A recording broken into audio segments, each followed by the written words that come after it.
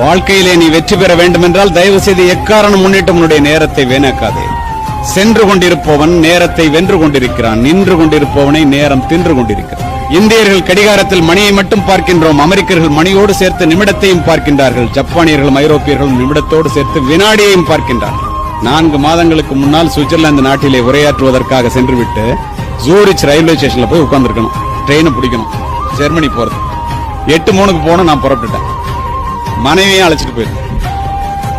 புறப்பட முடியுமா? 5 நிமிஷம் லேட்டு. அவசர அவசரமா போறேன்.